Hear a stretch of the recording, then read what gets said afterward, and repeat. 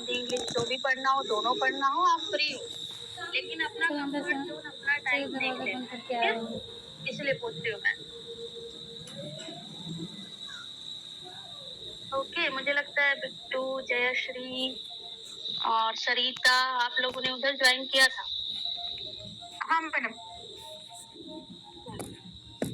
यदि आप फ्री हो तो ज्वाइन कर सकते हो, कोई इशू नहीं। मैडम सुनती हूँ, ऐसे ही काम करते सुनती हूँ। हाँ कोई बात नहीं, वही मैं कह रही हूँ, यदि आप फ्री हो, दोनों क्लास ज्वाइन कर सकते हो तो करिए।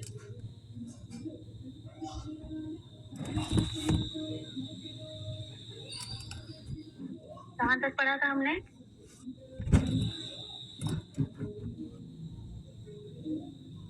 कोई बताएंगे कहाँ तक पढ़ा था हमने?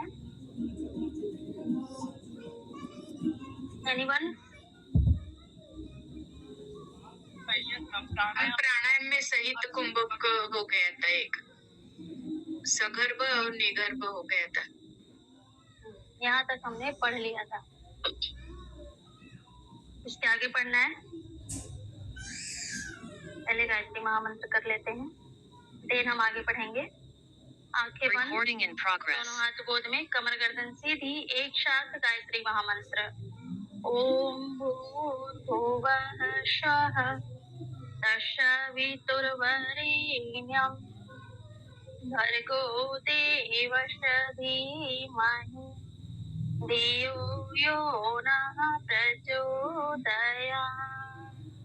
दोनों हाथों को आपस में घर्षण करेंगे, धीरे से लगाएंगे और धीरे से दोनों आंखें खोल देंगे। तो कुछ क्वेश्चन लेते हैं प्रीवियस लेक्चर से, देन हम आगे बढ़ेंगे। सभी का स्वागत है आज की घेरन संहिता की क्लास में। लगभग समाप्ति की तरफ है हम। 5वां अध्याय जो चैप्टर बड़ा है, अदरवाइज 6ठा और 7वां चैप्टर छोटे छोटे चैप्टर हैं, तुरंत ही समाप्त हो जाने वाला है। चलिए आशीष, आप बताइएगा प्राणायाम करने के लिए किन किन विषयों की आवश्यकता होती है? आशीष मौर्य। विषय मतलब प्राणायाम करने से पहले किन किन चीजों की आवश्यकता होती है? उपयुक्त स्थान, काल, मिताहार और नाड़ी शुद्धि। ओके, ये 4 चीज सीक्वेंस में सबको याद होना चाहिए, ठीक है? चलिए, स्थान कैसा नहीं होना चाहिए? भूमिका जी, स्थान कैसा नहीं होना चाहिए? ज्यादा ऊंचा नीचा, और कोई ऐसे देश में नहीं होना चाहिए जहाँ ज्यादा लोगों की भीड़ हो। कोई, सॉरी मैम, इससे ज्यादा नहीं आ रहा। इससे आगे बिट्टू जी आप बताइए। बिट्टू,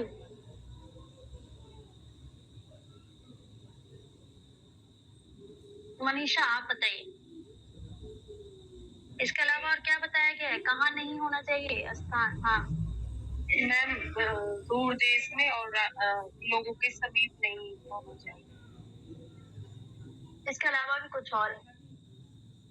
जयश्री, जयश्री,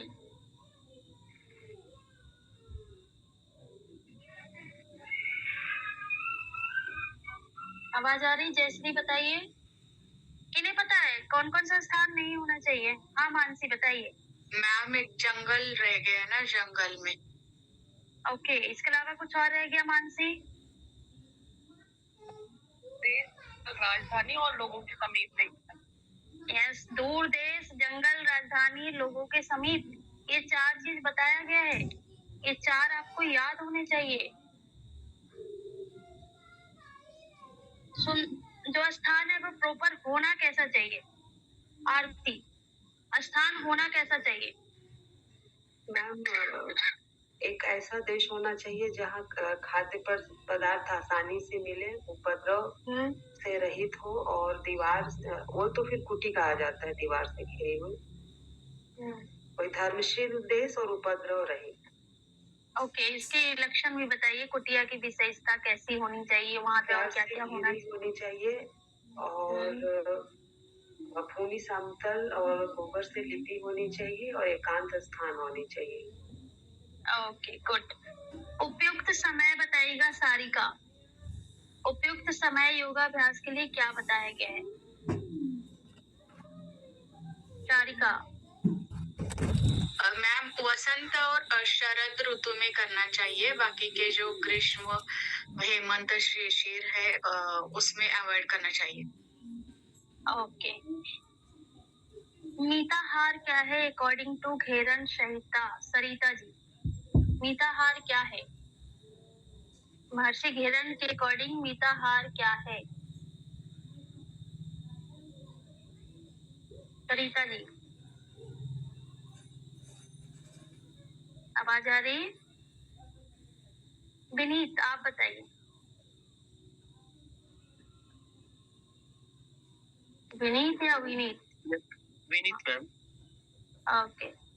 मीताहार क्या है?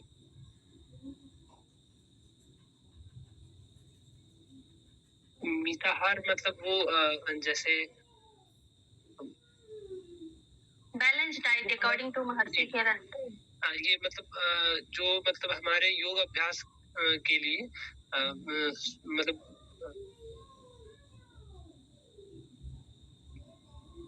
नहीं पता। जो भोजन होता है उस टाइप में मैम। नहीं, यहाँ पे प्रॉपर बताया गया है कि क्या है ये। पूनम पूनम पाठक, पहले दिन आई हैं आप? पूनम पाठक जी। मैडम मैं बताऊं? हाँ बताइए जयश्री। एक लाइन में लिखा है मैडम, श्लोक में भी है, देवताओं को संप्रीत करने वाला आहार कौन सा है? वही मिताहार है। वो शुद्ध, मधुर प्राय, स्निग्ध और फैटी, मतलब श्लोक का बताती हूँ मैडम। बताइए। और आधा भाग हमें आराम से खाना चाहिए। उदाहरण व्रत आचरण और त्योहारों में सात्विक आहार, उपवास आदि क्रिया है। ठीक बता रही हैं आप, गलत नहीं बता रही हैं। मुझे लगता है आपने व्याख्या पढ़ी है और चीजों को ऐड किया है आपने, लेकिन जो एग्जैक्टली मीनिंग बताया है ना महर्षि घेरन जी ने, वो बताना है। अंजना आप बताइए, सुनिएगा अंजना जी आप बताइए। हाफ पेट भोजन से 1/4 पानी से 1/4 खाली रखने का हवा के लिए, डाइजेस्टिव के लिए। Okay okay. आहार कैसा होना चाहिए? बताएंगे प्रियंका, आहार कैसा होना चाहिए?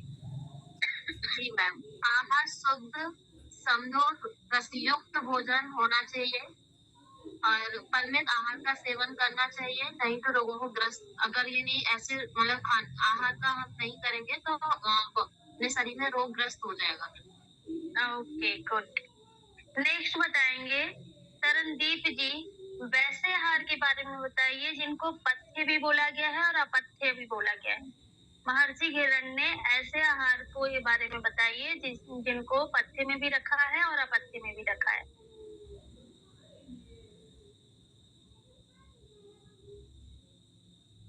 तरनदीप जी।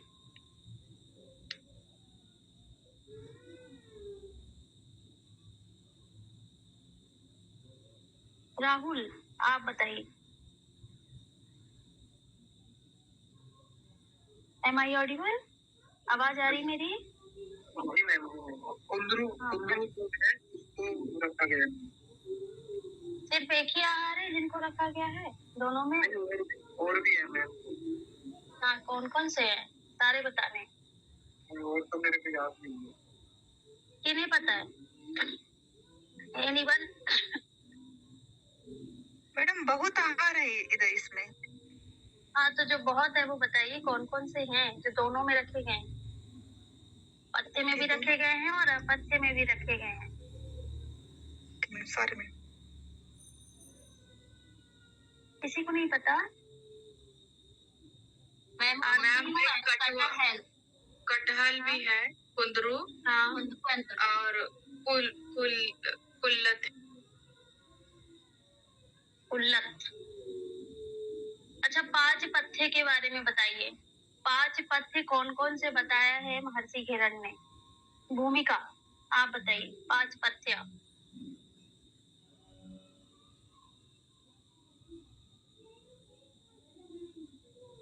सुनीति, आप बताइए।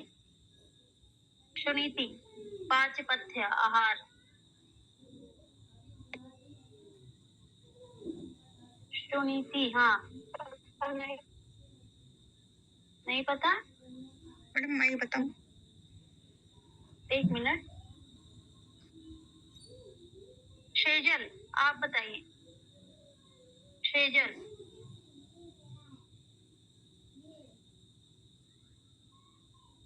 सेजल जी, आवाज आ रही है? आपकी दूसरी क्लास होगी मेरे ख्याल से, आपने पढ़ा होगा लास्ट क्लास में। नो। वसुधा, आप बताएंगे? माइक ऑन किया आपने। पांच पथ्य, ऐसे कैसे काम चलेगा? अभी मैंने नाम भी स्पेसिफिक नहीं लिया है। एग्जाम में जो आएगा ना, स्पेशली नाम लिख के पूछा जाएगा, पथ्य या अपथ्य। गुल्लर क्या है, पथ्य या अपथ्य? जिन्हें पता हो माइक ऑन करिए, बताइए। मैम पथ्य है। मैडम इलायची, इलायची पथ्य। इलायची पथ्य में रखा गया है। नहीं मैम, इलायची तो योग के प्रारंभ में योग के प्रारंभ में, सॉरी मैम, जो बोली है उसमें है। अच्छा, और पथ्य पथ्य में है, इसमें है, अपथ्य में है। हाँ, अपथ्य में भी है इलायची। पथ्य पथ्य के अलावा और क्या निषिद्ध बताया गया है? पथ्य पथ्य के अलावा और क्या निषिद्ध किया गया है? अभिषेक जी, आप बताइए। अभिषेक जी मैम। पथ्य अपथ्य के अलावा और क्या मना किया गया है, निषिद्ध कार्य है योगियों के लिए?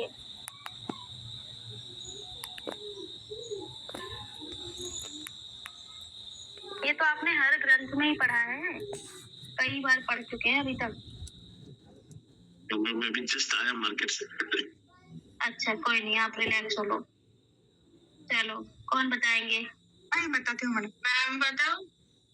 वो घी, मक्खन, हाँ, दूध और गुड़ या गन्ने से बनी वस्तुएं, 5 प्रकार के केले भी अवॉइड करने के लिए बोला है।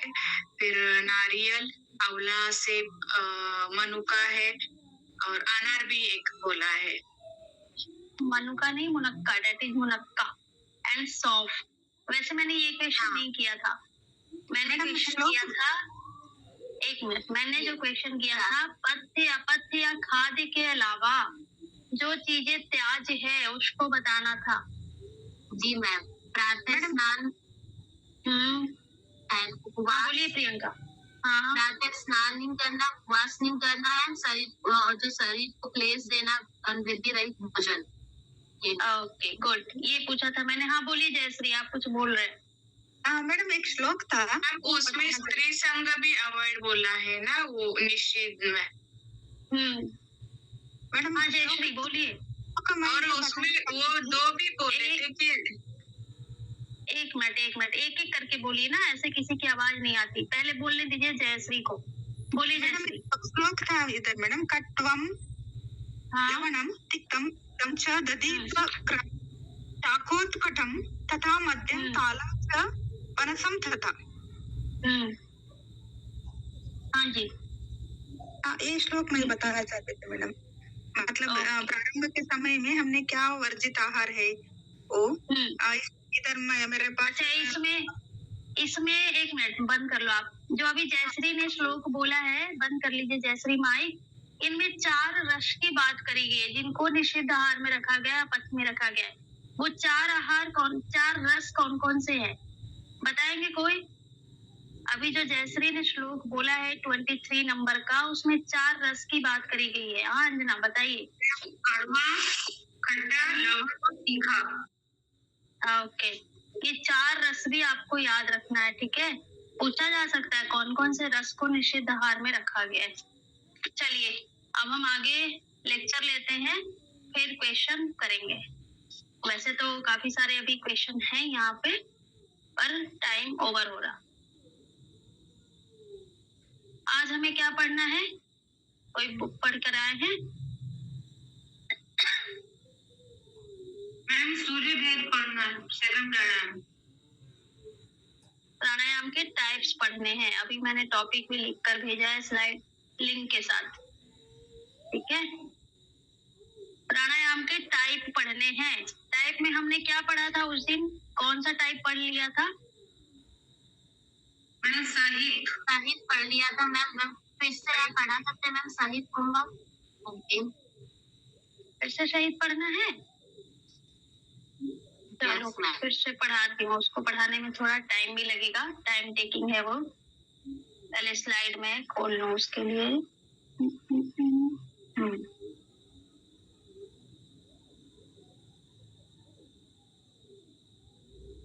और किसी को भी समझने में प्रॉब्लम है शहीद को?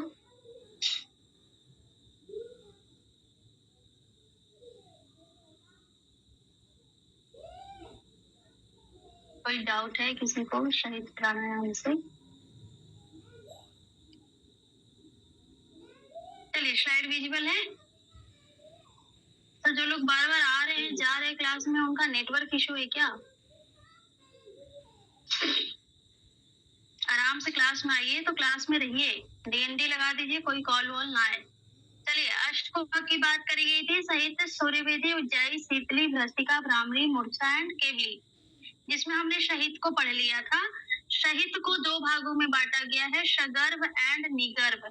इसमें आपको जो मोस्ट इम्पोर्टेंट चीज है, दोनों में अंतर क्या है, तो दोनों में डिफरेंस है। एक बीज मंत्र के साथ किया जाता है, एक बीज मंत्र के बगैर किया जाता है। सबसे बड़ा डिफरेंस यही है।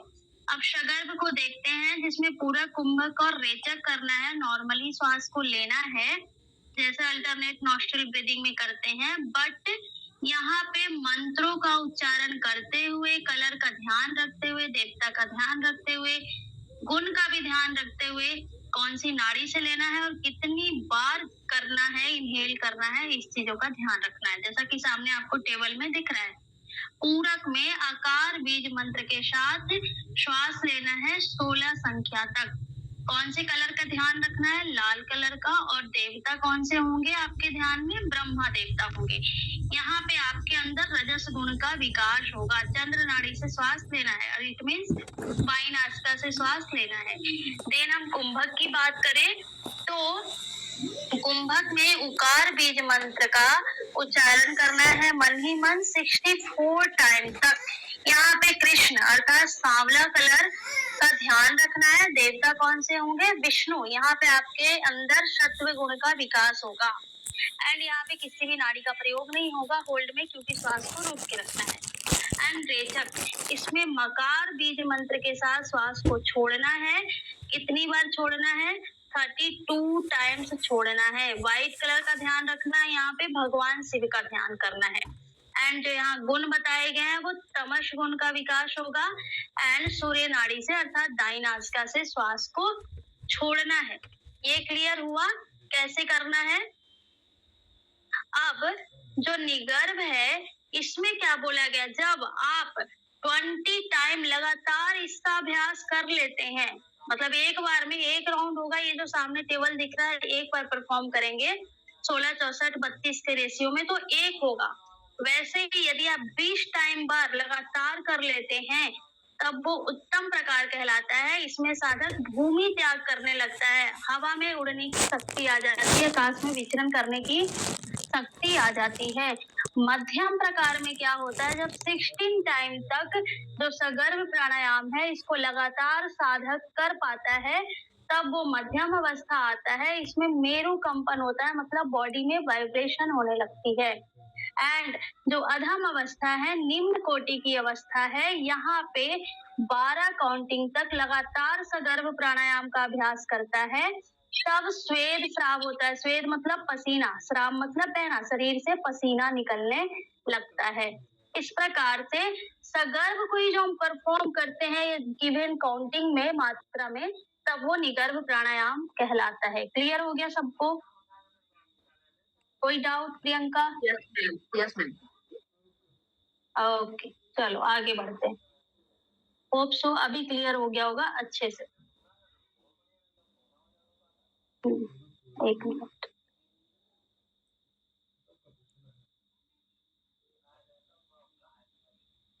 अब हम आज पढ़ेंगे सूर्य भेदी प्राणायाम। सूर्य भेदी प्राणायाम कैसे करते हैं पता है? सबने परफॉर्म किया होगा सूर्य भेदी का। सूर्य भेदी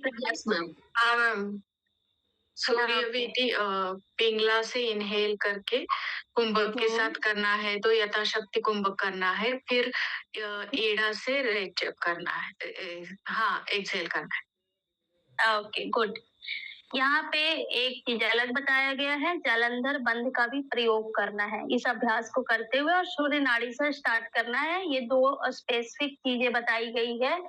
एंड बोला गया है नख से सीख तक पसीना आ जाए तब तक सूर्य भेदी प्राणायाम करना है। नख मतलब नाखून से लेकर सिर तक, शरीर के प्रत्येक अंगों से जब तक पसीना ना आ जाए तब तक आप सूर्य भेदी प्राणायाम का अभ्यास करें। यहाँ पे सूर्य भेदी प्राणायाम के अंदर 5 प्राण की बात करी गई है कि यहाँ पे वायु को धारण करते हैं, तो कहाँ कहाँ धारण करते हैं, तो उसके लिए 5 स्थान बताए गए हैं। प्राण, अपान, समान, उदान और व्यान। हठ योग में आप पहली बार पढ़ रहे हो इस कॉन्सेप्ट को, आगे कई सारे ग्रंथों में आपको देखने को मिलेगा। उपनिषद में भी आपने पढ़ा होगा ये 5 प्रकार के प्राण। और जो प्राण है उसका स्थान बताया गया है हृदय। अपान का गुदा, पहले दिन से पढ़ते आ रहे हो इसको। समान का नाभि में बताया गया है। उदान जो वायु है वो कंठ में होता है, और जो व्यान है वो पूरे शरीर में होता है। अब यहाँ से क्वेश्चन बनते हैं, अक्सर बनते हैं, समान वायु का स्थान हमारे शरीर में कहाँ पे है। अलग अलग ग्रंथों के अकॉर्डिंग पूछेगा तो वहां पे आपको ग्रंथ भी बता दिया जाएगा। वैसे ही 5 प्रकार के उप प्राण है और उनके कार्य भी बताए गए हैं। आगे आप दूसरे ग्रंथ में पढ़ेंगे तो ये 5 प्रकार का जो स्थान है, नाग, कुर्म, कृकल, देवदत्त, धनंजय उप प्राण है, इसके स्थान भी आपको शिव संहिता आदि ग्रंथ में मिलेंगे कि हमारे त्वचा में और हड्डियों में पाए जाते हैं। वैसे सारे ग्रंथों में ये चीजें नहीं बताई गई है। यहाँ से भी क्वेश्चन बनते हैं इनके कार्य से। जो नाग उप प्राण है ये क्या करता है, जो हम डकार लेते हैं ना खाना खाने के बाद, जिसको उद्गार भी बोला गया है, वो नाग उप प्राण के कारण होता है। कूर्म के कारण जो पलक झपकता है हमारा, वो कूर्म उप प्राण के कारण होता है। इसको उन्मीलन भी बोलते हैं। ये ब्रैकेट में लिखा हुआ है, ऐसे ही नहीं लिखा हुआ है, क्योंकि एग्जाम में इन शब्दों से क्वेश्चन बनते हैं। क्रिकल जो उप प्राण है, इसमें इसके कारण छींकना, जो छींक आती है हमें, भूख लगता है, भूख को क्षुधा भी बोला जाता है, द नहीं भ, भूख को क्षुधा भी बोलते हैं, इसको क्षुद्ध कार्य भी बोला जाता है। देवदत्त के कारण भाई आता है। धनंजय उपप्राण जो है मृत्यु के पश्चात शरीर में बना रहता है। अब इसको यहाँ पे क्यों ऐड किया गया है? इसीलिए ऐड किया गया है कि कुंभक करने के समय ये जो प्राण बताए गए हैं, ये सूर्य नाड़ी के द्वारा एक एक करके सभी प्राण में जाता है। ये प्राण के ही टाइप है, प्राण और उपप्राण, तो इन सभी उपप्राणों और उपप्राणों में जाता है। इसीलिए जो प्रोसेस बताया गया है वो विधिवत उस प्रोसेस को करना है और इन स्थानों पे श्वास को ले जाने की कोशिश करनी है। इसके फल में बताया गया है लाभ क्या होता है, तो जरा मृत्यु का नाश होता है, बुढ़ापा और मृत्यु का नाश करता है सूर्य भेदी प्राणायाम। कुंडलिनी का भी जागरण होता है इसके अभ्यास से, और अग्नि प्रदीप्त होती है, जठर की अग्नि प्रदीप्त होती है। इसके अलावा बताएंगे इसका यूज कोविड में किया गया था, इस प्राणायाम का कोविड के टाइम पे 2020 में क्यों किया गया था, क्या पर्पस था, क्या हुआ होगा कोविड के टाइम पर? भ्रष्टिका और सूर्य भेदी प्राणायाम का यूज किया गया था कोविड के टाइम पर, तो एक्सप्लेन करना चाहेंगे? बहुत सारे रिसर्च। कोरोना का जो वायरस था वो ऑक्सीजन की सप्लाई एक तरह से कट ऑफ हो रही थी उसमें, जिसको कोविड हो रहा था, तो इसलिए ऑक्सीजन लेवल बढ़ाने के लिए ये प्राणायाम के लिए। ओके, कोई और कुछ बताना चाहेंगे? मैम कफ की दिक्कत हो रही थी उसमें ना, तो कफ को दूर करने के लिए भी यूज होते हैं दोनों, भस्त्रिका भी और सूर्य भेदी भी। ओके, और कोई रीजन? और हीट पैदा होती है तो कीटाणु भी मर जाते हैं उसके बाद। ओके, चलो, यदि आप ठीक बताया आप सबने, और डिटेल में जानना चाहते हैं तो काफी सारे रिसर्चेज मिलेंगे आपको, जाकर सर्च करिएगा गूगल स्कॉलर पे, रिसर्च गेट पे, काफी सारे इनसे रिलेटेड आपको रिसर्च मिलेगा। और डीप नॉलेज चाहिए तो उसको पढ़िएगा, ठीक है। तो ये याद रखना है, 5 प्राण और उनका स्थान, उप प्राण और उनके कार्य, और सूर्य भेदी का लाभ। नेक्स्ट बढ़ते हैं हम उज्जाई प्राणायाम की तरफ। उज्जाई प्राणायाम में बोला गया है नासिका से वायु का पान करना है और मुख से स्थापना। इट मीन्स क्या कहना चाह रहा है ये?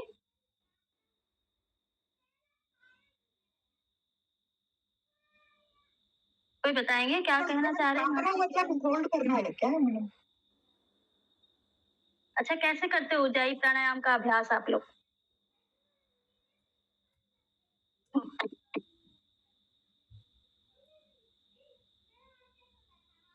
आप लोग वैसे उज्जाई प्राणायाम का अभ्यास कैसे करते हैं?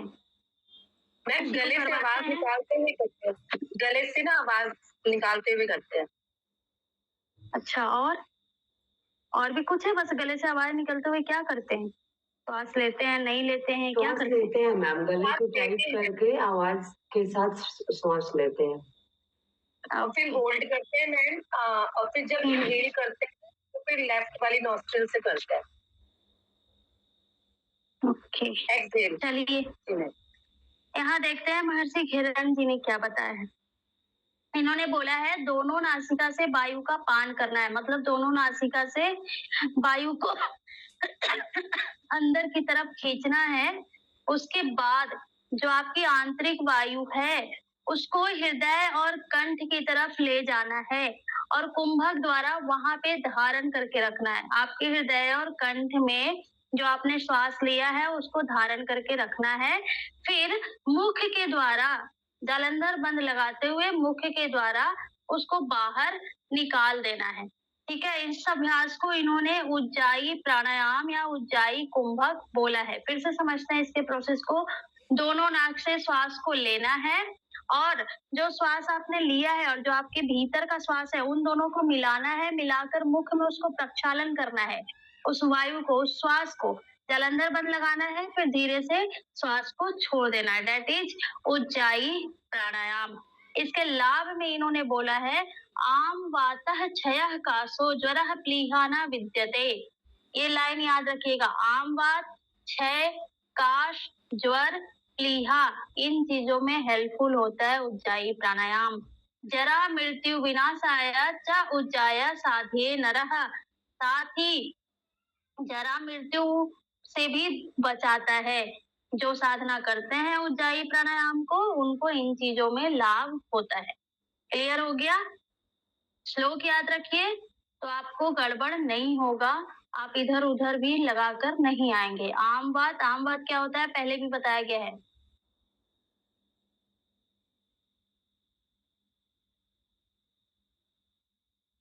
घटिया को बोला डॉक्टर ने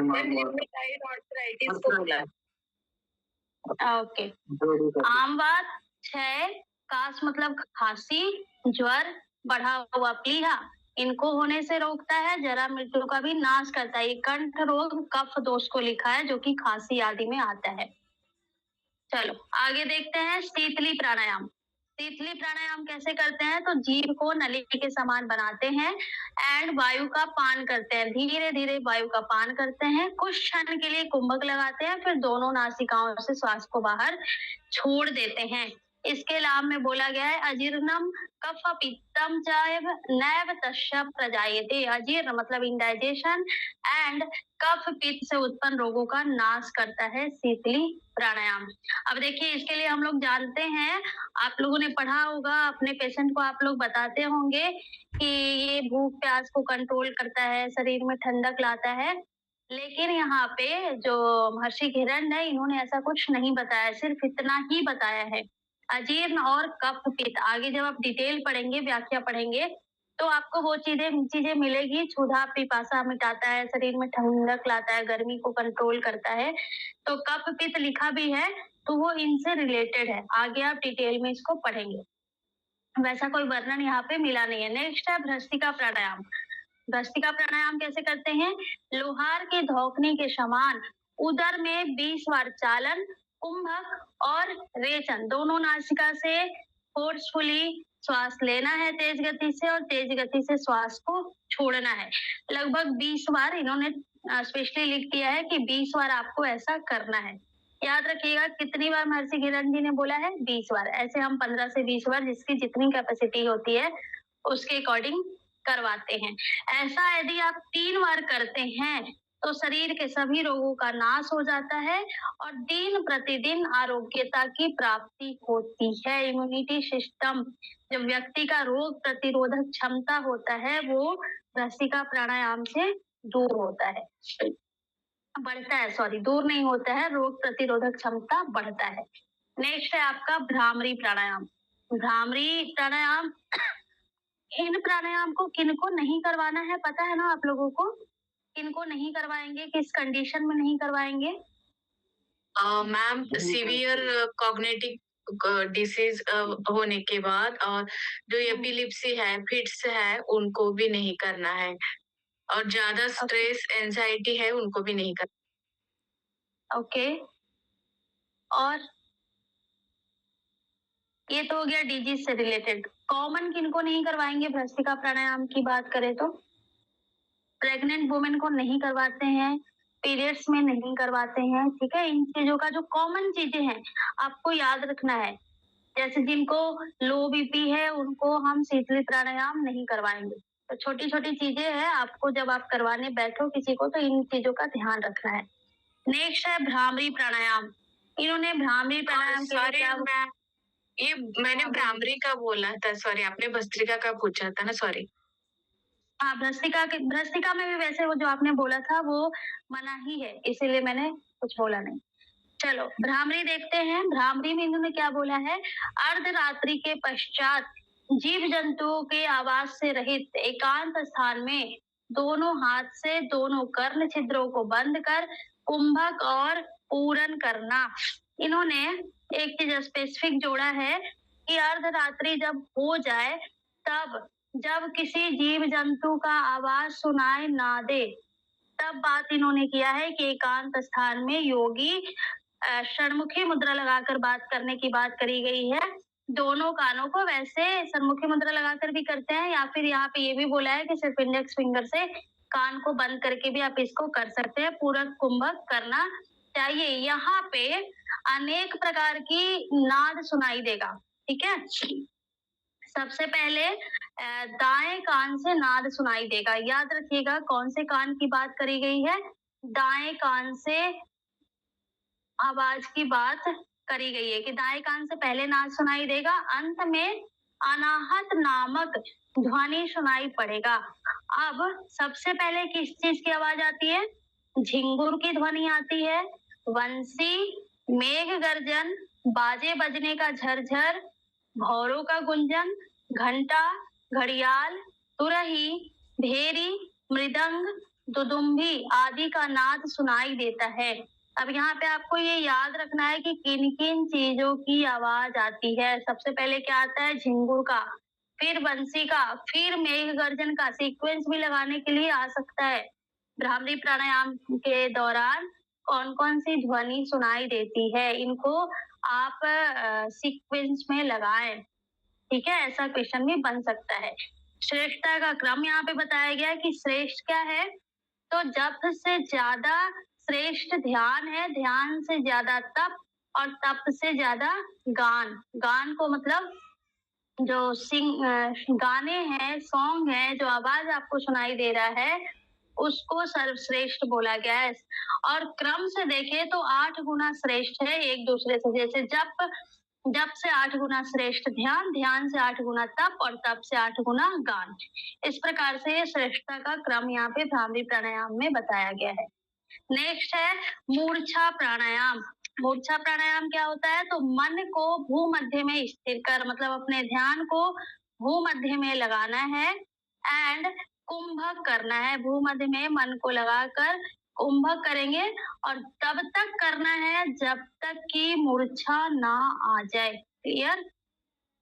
जब तक आप अचेत अवस्था में ना आ जाए तब तक इस अभ्यास को करते रहना है। इसके लाभ में बोला गया है अलौकिक आनंद की प्राप्ति होती है।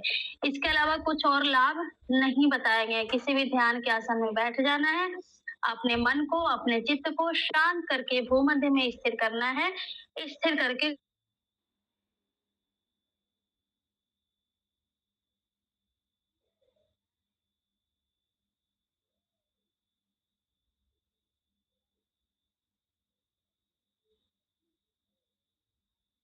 प्रकार व्यक्ति यदि प्रतिदिन 21,600 बार जप करता है तो उसको अजपा गायत्री का जप कहते हैं।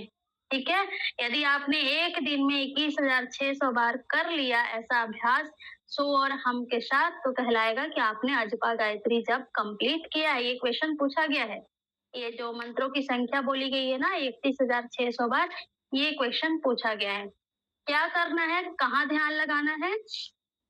तो मूलाधार चक्र, अनाहत चक्र और ईड़ा पिंगला नाड़ी का प्रयोग करना है और यहीं पे ध्यान रखना है। इन 3 स्थानों पर ध्यान करते हुए व्यक्ति द्वारा अजपा जप किया जाता है। इन 3 स्थानों पर अपने ध्यान को रखेंगे आप और 21,600 बार जप करेंगे, तब वो अजपा गायत्री कहलाएगा। क्लियर हो गया यहाँ तक? कोई डाउट? मैम वो चक्रों पे ध्यान करना है, वो कैसे मतलब करना है? क्रम से करना है या फिर कैसे हाँ, मूलाधार पे ध्यान लगाना है, फिर अनाहत पे लगाना है बारी बारी से।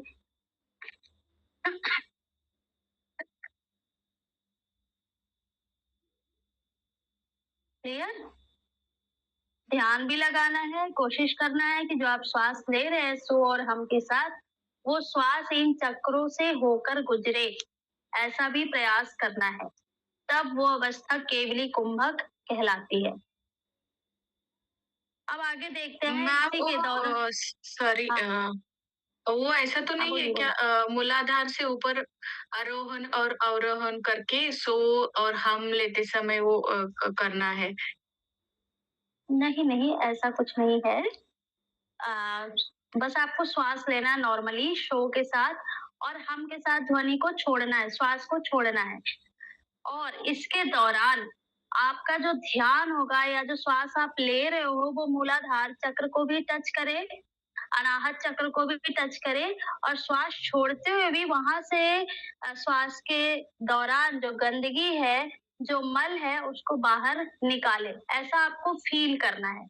अभी अचानक से नहीं होगा कि मूलाधार चक्र पे आप ध्यान लगा लेंगे या फिर श्वास वहां तक पहुंच जाए सीधा, बिल्कुल ऊपर से नीचे की तरफ पहुंचना, ये लंबे अभ्यास के बाद होगा। ठीक है, क्लियर? ओके, चलिए आगे देखते हैं। इसके साथ बताया गया है जो शरीर का परिमाण मतलब लंबाई, हाइट, वो अपने फिंगर से 96 अंगुल होता है। ये कॉन्सेप्ट भी आपको हर जगह पे मिलेगा, हर ग्रंथ में मिलेगा। शरीर का परिमाण कितना होता है? तो 96 अंगुल होता है। एंड इसके बाद स्वाभाविक रूप से जो हमारा प्राण है वो बाहर की तरफ कब कितना जाता है ये देखते हैं।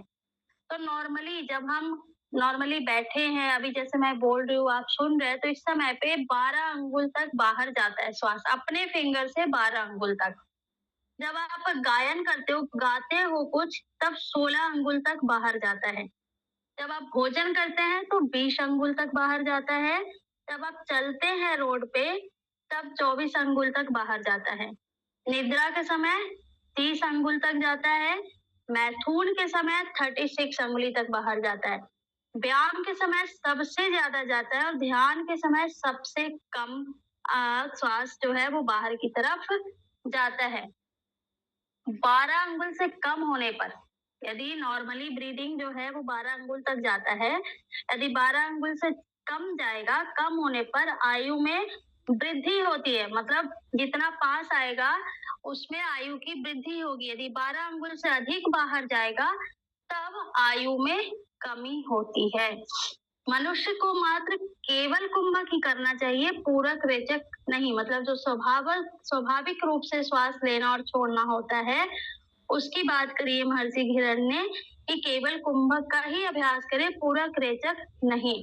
केवल कुंभक का प्रतिदिन अभ्यास 8 प्रहर में एक एक बार करना चाहिए। मतलब पूरे दिन को इन्होंने 8 प्रहर में बांट दिया है। 8 प्रहर मतलब क्या, सुबह 4 बजे, फिर 6 बजे, फिर 10 बजे, ऐसे करके 8 प्रहर में बांट दिया गया है। यदि 8 में पॉसिबल ना हो तो कम से कम 5 समय तो करना चाहिए, प्रातः, मध्याह्न, संध्या, अर्धरात्रि और रात्रि का अंतिम प्रहर। यदि ये भी संभव ना हो तो कम से कम 3 बार तो अभ्यास करना ही चाहिए, प्रातः, मध्याह्न और संध्या। इस 3 समय पे अभ्यास करने के लिए बोला गया है। इस प्रकार से जो आपका 5वां चैप्टर था प्राणायाम प्रकरण वो समाप्त हुआ। अभी 6ठा चैप्टर ध्यान एंड 7वां है आपका समाधि। छोटे छोटे चैप्टर हैं, वो हम कल पढ़ेंगे। आज यदि कोई क्वेश्चन है, समय बच रहा है, अभी 10-11 मिनट बच रहा है। यदि आपका क्वेश्चन है तो क्वेश्चन ले लेते हैं, नहीं तो हम आगे पढ़ते हैं। मैम एक बार क्वेश्चन है कुछ? हाँ जी, लास्ट वाली स्लाइड शो कर दीजिए। अभी मैं अपलोड कर दूंगी क्लास के बाद, टेंशन ना लो आप। कोई क्वेश्चन है तो बताइए। हाँ, किसी ने क्वेश्चन किया था, क्या क्वेश्चन किया था प्रियंका आपने? हो गया क्या वात्सार क्रिया है, कपाल भाती के जो 3 टाइप्स थे उसके बारे में पूछा था मैम। क्योंकि जो पीपीटी में जो आपने बताया था उसमें था इनहेल लेफ्ट नोस्ट्रिल से, राइट नोस्ट्रिल से। बट जो बुक में मैंने पढ़ा था मैम वो अल्टरनेट नोस्ट्रिल ब्रीदिंग दिखा रहा, मैंने उसमें पढ़ा था मैं, अल्टरनेट नोस्ट्रिल ब्रीदिंग की तरह करना है एज दी अच्छा, देख लेते हैं। जी मैम। अच्छा, हाँ, बात क्रम में तो ऐसा ही बताया जा रहा है कि आपको ईड़ा नाड़ी से श्वास लेना है, पिंगला से श्वास को छोड़ देना है, फिर पिंगला से लेना है और ईड़ा से छोड़ देना है। अभी मैं देख लेती हूँ स्लाइड में, मे भी कुछ मिस्टेक हो तो मैं उसको एडिट कर दूंगी। और कोई क्वेश्चन? नहीं मैम, यही क्वेश्चन था मेरा। Thank you ma'am. ओके, और किसी का कोई क्वेश्चन है? बात क्रम। हेलो, हाँ बोलिए। हाँ ठीक है, यहाँ पे मैं इसको ठीक कर दूंगी। हाँ संजीव बोलिए। नाड़ी शोधन प्राणायाम में लेफ्ट से सांस लेने क्यों बोला, लेफ्ट से शुरुआत क्यों बोला? कौन बताएंगे लेफ्ट से क्यों बोला गया है? लेफ्ट से ही क्यों? सिर्फ प्राणायाम ही क्यों? बाकी सारे अभ्यास भी लेफ्ट साइड से ही बोला गया है करने के लिए। आप लेफ्ट साइड से ही स्टार्ट करें, ऐसा क्यों बोला गया है? कोई एक्सप्लेन करेंगे?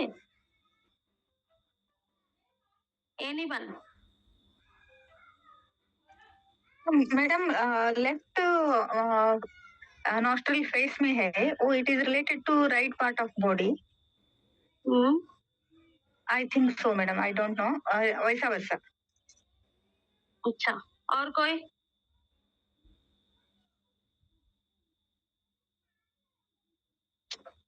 संजीव आप क्या सोचते हैं?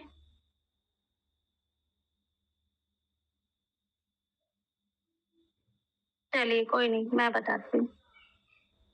सबसे पहले ये बताइए कि जो बाई नासिका है, चंद्र नाड़ी, ईड़ा नाड़ी, वो किस चीज का प्रतीक है? मैम चंद्रमा का। चंद्र नाड़ी, शीतलता का, शांति का और पार्वती का। शीतलता का प्रतीक है। शीतलता, जब हमारे भीतर शीतलता आती है तो हमारा शरीर क्या होता है? शांत होता है। मैं हठ योग के पर्सपेक्टिव से बता रही हूँ, ठीक है? हमारा शरीर जो है वो शांत होता है, हमारे शरीर में ठंडक आती है।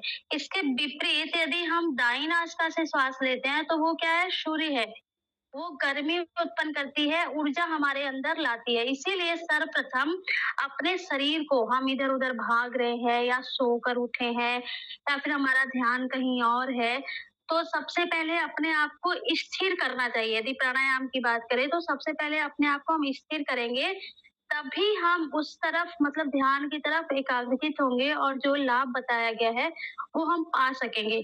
तो सर्वप्रथम बाई नासिका से करने के लिए बोला गया है ताकि हमारा शरीर शांत हो जाए, हम विश्राम की स्थिति में आए और अपने शरीर को संतुलित करें, स्थिर करें, तब जाकर हम फिर उस प्रोसेस को कंप्लीट करें ताकि जो लाभ बोला गया है वो हमें लाभ मिल सके। क्लियर हुआ?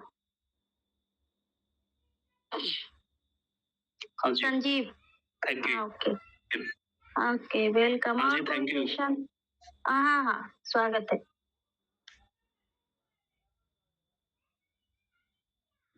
एनीवन? और कोई क्वेश्चन? समझ आ रहा है किरण संहिता आप लोगों को? हाँ जी मैम। Yes ma'am. जी मैम।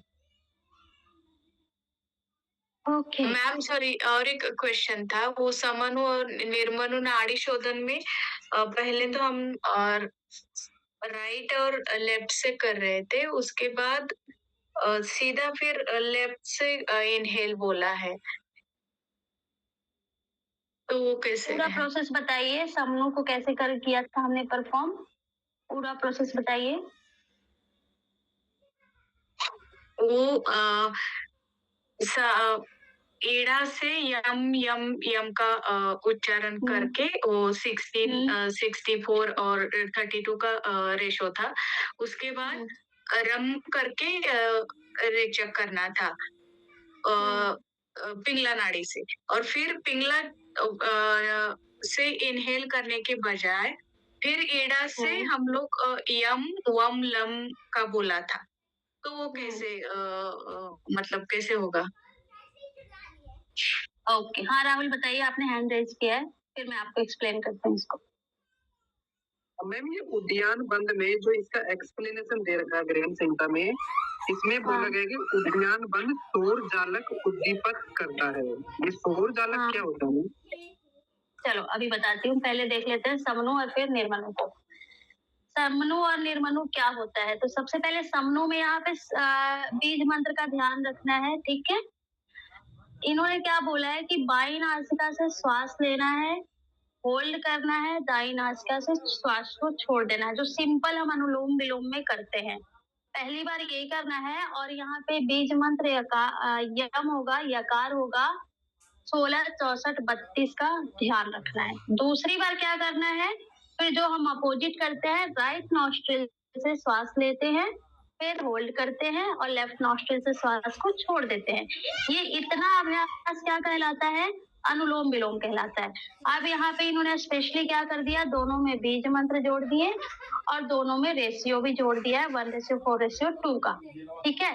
ये हो गया, और इसके आगे फिर बोला है अगेन चंद्रमा नाड़ी से श्वास लेंगे यम बीज मंत्र के साथ, हम बीज मंत्र के साथ, वम बीज मंत्र के साथ होल्ड करेंगे एंड रेचक कर देंगे लम बीज मंत्र के साथ।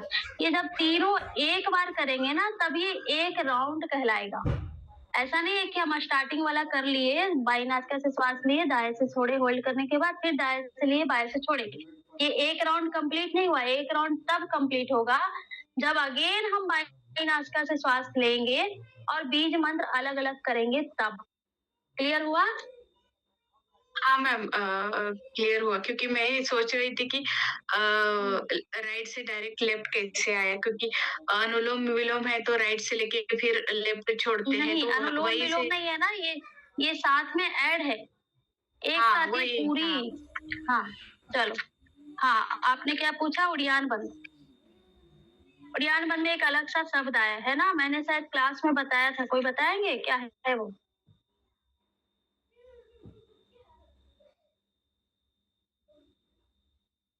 एनीवन?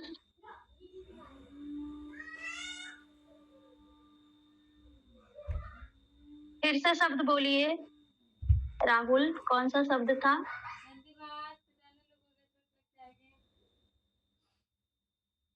सौर जालक उद्दीपक, उद्दीप्त, सौर जालक उद्दीप्त। उद्दीप्त मतलब जठराग्नि की बात करी गई है, ठीक है। जठराग्नि जो है वो उद्दीप्त, उद्दीप्त मतलब प्रदीप्त होता है।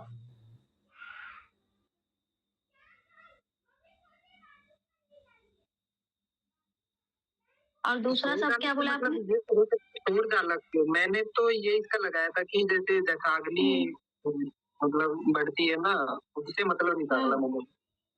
अच्छा, क्वेश्चन है क्या आपके पास ऐसा कुछ? नहीं क्वेश्चन नहीं मैम, जो पढ़ रहा था मैं उद्यान बंद, तो उसकी एक्सप्लेनेशन में दे रखा है ये चीज। ओके ओके ओके, क्योंकि महर्षि गिरण ने नहीं बताया है उदरे पश्चिमम तानम नाभिर ऊर्ध्वम टू कारयेत। जो आपके गिरण जी ने बताया है वो बोला है कि नाभि के ऊपर उदर को पेट की तरफ लगाना है। उड्डीनम कुरुते अस्मात् विश्रांतम महाखगा, इससे क्या होता है, महाखग के समान मतलब पक्षी के समान प्राण ऊपर की तरफ उठता है, इसे ही उड़ियानवन कहते हैं। यहाँ पे इन्होंने इसके अलावा कुछ और नहीं बोला है, बंधों में प्रमुख बोला है, सहज ही मोक्ष की प्राप्ति होती है। ठीक है, और बाकी जो आप बोल रहे हो एक बार मुझे भेज देना, ये वर्ड्स थोड़े अलग है तो मैं भी देख कर बता दूंगी। ठीक है, हाँ, और कोई क्वेश्चन? चलिए फिर कल मिलते हैं हम छठे चैप्टर के साथ, और 7वां चैप्टर भी मोस्ट प्रोबेबली कल ही समाप्त हो जाएगा आपका खेलन संहिता। फिर परसों हम एमसीक्यू और पीवाईक्यू लेंगे। शांति पाठ करते हैं। ओम शांति शांति शांति सर्वारिष्टसु शांति विभक्तु। थैंक यू एवरीवन, कल मिलते हैं। Thank you ma'am, good night. Thank you ma'am. Good night. Recording stopped. Welcome welcome. Hello गधा